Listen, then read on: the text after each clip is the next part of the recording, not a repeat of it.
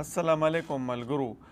څنګه چې تاسو ته پته ده چې ډیره بختور او زبرګه میاشت د روجي نو روجه کې هر دعا قبليږي، د اسمان دروازې کولوي هر دعا قبليږي. هغه کم دوه تنان دي چې دوی به روجه کې هم دعا نه قبليږي. دا ویډیو دوی متعلق ته چې تاسو ته ووایي چې کم دوه تنان دي دوی به روجه کې هم دعا نه قبليږي. دا ویډیو تاسو وګورئ.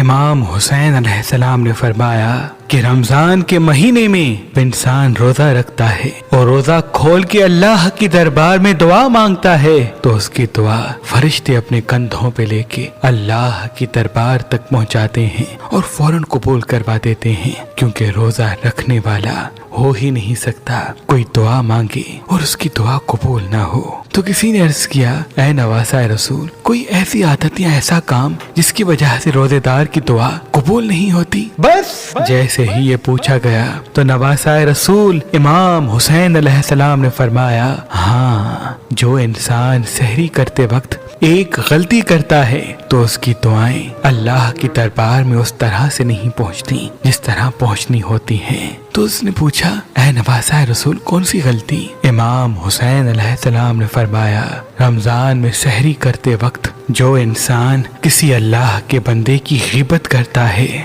یا کسی اللہ کے بندے پہ غصہ کرتا ہے تو یہ وہ دو کام ہیں جن سے اللہ کی رحمت اس انسان سے مڑ جاتی ہے اور اس کی دعاؤں کے بیچ میں ایک دیوار پیدا ہو جاتی ہے جس سے اس کی دعائیں اللہ کے دربار میں نہیں پہنچنی. جب بھی سحری کیا کرو تو پرسکون رہ کے اللہ کی نعمتوں کو یاد کیا کرو، شکر کیا کرو اور اپنے غصے سے اللہ کی مخلوقات کو دور رکھا کرو. اس سے تم اللہ کے غضب سے دور ہو کر اللہ